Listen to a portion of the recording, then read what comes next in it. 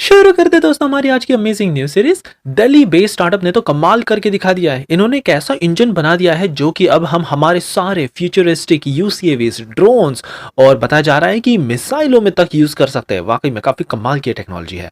Hyderabad based एक company निकल कर आई है और इन्होंने ऑल इन वन एक ऐसा कमाल का एंटीना बनाकर तैयार कर दिया कि बस ये एक एंटीना से हमारी सबमरीन लैस की जा सकती है। वियतनाम की तरफ से भी एक बड़ी खबर आ रही है। क्यों ये भारत की ब्रह्मोस मिसाइल को खरीदना चाहता है किसी भी हालत में।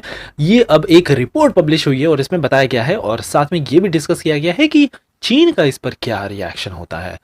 अमेरिकन पायलट से रिसेंटली एक बातचीत के दौरान इनको पूछा गया कि ये जो चाइना ने अपना futuristic 6th generation fighter jet निकाला है ना, इसके बारे में आपका क्या कहना है। तो इनका रिप्लाई सुनकर आप पूरी तरह से शॉक रह जाओगे। उन्होंने कहा कि ये तो ट्रक है। आगे हम देखेंगे कि क्यों भारत के एनालिस्ट अब कहने में लगे हुए हैं कि हमने जो ये घातक बनाया है ना 50 टन का स्टेल्थी बॉम्बर, अब इसका एक बड़ा वर्जन भारत को बनाना चाहिए। We trust in this. और फाइनली क्यों राफेल के नेवी वर्जन फाइटर जेट पर हम इतना ट्रस्ट नहीं कर सकते और आखिरकार क्या सबसे बड़ी प्रॉब्लम है, ये सारा कुछ हम आपका जिस वीडियो में बताने वाले हैं। सो वीडियो काफी इंटरेस्टिंग होने वाली है, इसलिए प्लीज आप एंड तक देखिएगा। साथ ही में ऐसे ही कमाल के वीडियोस देखते रहने के लिए आप प्लीज हमारे चैनल को सपोर्ट करना भी मत भूलिएगा, एक सब्सक्राइब करके, सो दैट ऐसी कमाल की न्यूज हम आप तक हर दिन लेकर आए। पहली खबर आ रही है एक दिल्ली बेस्ड कंपनी जिसका नाम है डीजी प्रपल्शन।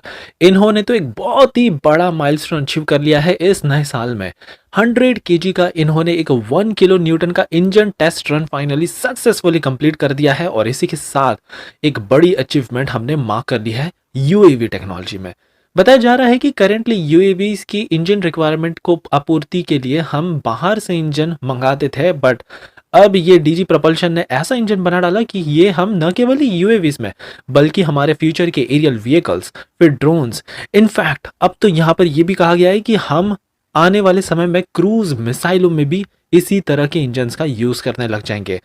आगे सबसे बड़ा बेनिफिट ये होगा, इंडिजिनस टेक्नोलॉजी के दम पर हम इसका मास प्रोडक्शन स्टार्ट करेंगे तो इसकी कॉस्ट सिग्निफिकेंटली लोअर हो जाएगी और ग्लोबल मार्केट में एरोस्पेस प्रोडक्ट भारत का काफी सुपीरियर बनकर निकलेगा। सरकार भी बहुत खुश है इस तरह के इनोवेटिव स्टार्टअप की वजह से और इसी रीजन के चलते इन्होंने एक नया प्रोग्राम भी लॉन्च किया है, iDEX, that means innovation for defence excellence. Under this DG propulsion ने भी एक बहुत बड़ा कमाल करके दिखाया। सो हमारी अगली खबर आ रही है एक हैदराबाद बेस्ड कंपनी की तरफ से जिसका नाम है नवस्टार इंटीग्रेटेड सिस्टम्स प्राइवेट लिमिटेड। इन्होंने भी एक काफी कमाल का ऑल इन वन एंटीना तैयार करके रख दिया है। वरना प्रॉब्लम अभी ये आ रही थी, हम जो बड़ी बड़ी सबमरीन बनाते थे इसमें हमें कई तमाम मल्टीपल फंक्शन वाले एंटीना सिस्टम इंस्टॉल करने पड़ते थे, स्पेसिफिकली एक एक फंक्शन के लिए डिजाइन किए हुए होते थे और काफी हद तक तो ये हमको बाहर से भी मंगाने पड़ते थे। लेकिन ये कंपनी ने कहा कि बस अब बहुत हो गया, एक सिंगल हम बनाने जा रहे हैं, स्ट्रीमलाइंड सिस्टम हम कर देंगे और इससे जो पूरा फुटप्रिंट है ना प्लेटफॉर्म, ये बहुत ज्यादा हम इजी कर देंगे। सो इसकी क्या खास बात है मैं आपको बताता हूँ।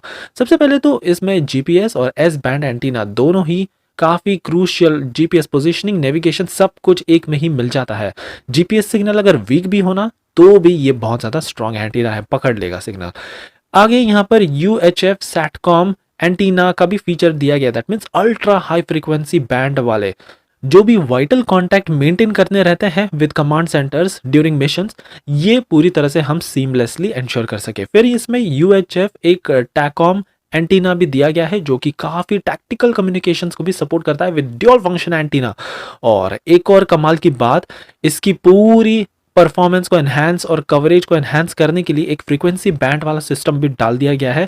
सो बस अब एक एंटीना सबमरीन के काफी क्रिटिकल फीचर्स को हैंडल करने में सक्षम हो चुका है। हमारी अगली खबर वियतनाम की तरफ से आ रही है। अब यहाँ पर मनीला एनालिस्ट की एक टीम के द्वारा रिपोर्ट पब्लिश की गई है। यहाँ पर बताया जा रहा है कि फिलीपींस के बाद वियतनाम एक बहुत बड़ा बायर होने वाला है ब्रह्मोस मिसाइल का। लेकिन आखिर क्यों, और क्यों ये बेसब्री से भारत से ये ब्रह्मोस मिसाइल खरीदना चाहते हैं किसी भी कीमत पे। तो यहाँ पर सीधा सीधा आंसर है गल्फ ऑफ टॉनकिन। ये वो स्ट्रेच है जहां पर हमेशा चाइना ने वियतनामीज फिशरमैन्स को काफी बार अटैक किया है आयरन क्लब से और डिटेन कर दिया है, इनको जेल में तक डाल दिया है। दरअसल चाइना का कहना है कि ये जो एरिया है इनका है और काफी बार ये क्लेम कर चुके हैं। पहले ये फिलीपींस के साथ हुआ था और अब ये वियतनामीज फिशरमैन के साथ भी कर चुके हैं। सो चीन के इसी एग्रेसिव मैरिटाइम पोस्चर को सुधारने के लिए अब वियतनाम भारत से बहुत दमदार सुपरसोनिक ब्रह्मोस मिसाइल को खरीदना चाहता है किसी भी हालत में। सो आगे यहाँ पर रिपोर्ट में ये भी बताया गया है कि चीन का क्या रिएक्शन है इस पर। चीन वैसे तो खुश नहीं है ऑफ कोर्स, लेकिन ये ज्यादा दिखाएंगे नहीं, बट ये बहुत ज्यादा परेशान है क्योंकि जिस तेजी से भारत अपनी साउथ ईस्ट एशिया में प्रेजेंस को बढ़ाता जा रहा है ना, एक स्ट्रेटेजिक मैन्यूवर्स के चलते साउथ ईस्ट एशिया में इतनी एंगेजमेंट कर ली है as a part of border strategy कि अब चीन को हम पूरी तरह से घेरने में लगे हुए हैं। हमारी अगली खबर यूएस पायलट की तरफ से आ रही है। रिसेंटली चीन ने, आपको याद होगा, 6th generation fighter jet showcase किए थे, तो इसी फाइटर जेट के ऊपर इनको पूछा गया कि आपकी क्या राय है। तो इन्होंने कहा कि सबसे पहले तो ये बहुत ज्यादा इन्होंने बड़ा बना दिया है और ऑफ कोर्स इसका फंक्शन भी उसी टाइप का होगा। ये बहुत सारी लॉन्ग रेंज मिसाइलों को कैरी कर सकता है, लेकिन सबसे बड़ा फेलियर यहां पर यह होगा कि मैन्यूवरेबिलिटी इसमें ज्यादा है ही नहीं, क्योंकि इसका जो डेल्टा विंग कॉन्फ़िगरेशन है बहुत ज्यादा ही बड़ा है। तो अगर डॉग फाइट कभी करना पड़ेगा इसको, ये तो सीधा मारा ही जाएगा। आगे इनको ये भी पूछा गया कि अगर आप, क्या आप इंटरेस्टेड होगे इसमें डॉग फाइट करने में इस एयरक्राफ्ट के साथ। तो इन्होंने कहा कि ऑफ कोर्स, बिल्कुल, और ये तो इसको मार गिरा सकता है इजीली। बट खैर, उस चैलेंज को भी नहीं भूलना चाहिए कि इसमें बहुत ही लॉन्ग रेंज वाली और काफी हाई कैपेसिटी मिसाइल फिट की जा सकती है, क्योंकि इसका साइज बहुत बड़ा है। इन्होंने तो ये भी कहा डाला कि ये तो मिसाइल ट्रक है, डॉग फाइट में भले ही फेल हो जाएगा, लेकिन स्ट्रेटेजिक मिशंस जहां पर स्टेल्थीनेस बड़े काम की है और लॉन्ग रेंज मिसाइल चाहिए, वहां पर ये जीत जाएगा। बट खैर, ओवरऑल इन्होंने अमेरिका के F-22 रैप्टर को कॉपी करने की कोशिश की है, आगे इनका ये भी कहना था। और इन्होंने ये भी कहा कि अभी भी चाइना हमसे 15 से 20 साल टेक्नोलॉजी से पीछे है। ये सब देखकर तो लग रहा है कि भारत का 5.5 जनरेशन का एयरक्राफ्ट जो आने वाले 10 साल में लॉन्च किया जा सकता है, ये इजीली compete कर सकता है चाइना के एस ट्रक से।